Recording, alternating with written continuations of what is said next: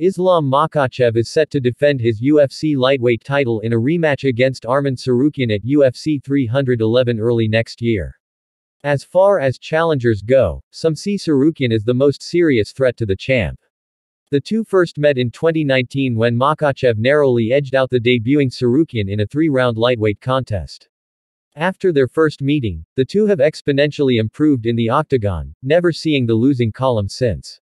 In his most recent outing, Makhachev defended his throne against divisional legend Dustin Poirier at UFC 302 last June. Despite a solid effort from the Diamond, the Dagestani champion submitted him with a Darce choke in the 5th and final round.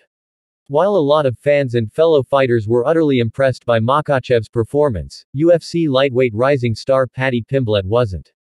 In a recent video uploaded on social media, Paddy the Baddie didn't pick the lightweight champ's finish as his submission of the year, saying, "Islam's choke was good, but it's just a Darce choke. I transitioned from the guillotine to a triangle to an armbar on the feet.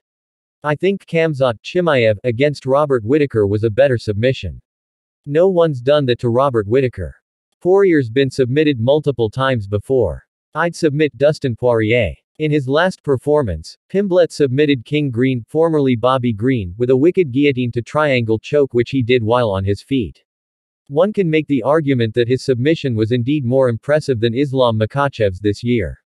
Ahead of his battle with Arman Tsarukyan at UFC 311 next year, Islam Makhachev sat down with his friend and former training partner Daniel Cormier to talk about his future and what he plans to do next should he get past his former opponent in Jan.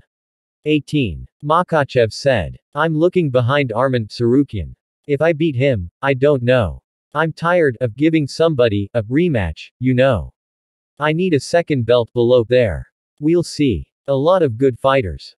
This is an interesting take as getting a second belt might mean moving up to welterweight and challenging Bilal Muhammad's throne."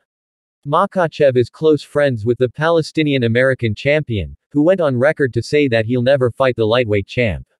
There's always an option to move down to featherweight to challenge Ilia Topuria, which is unlikely since the lightweight king has been seen to struggle to make the 155-pound requirement, let alone 145.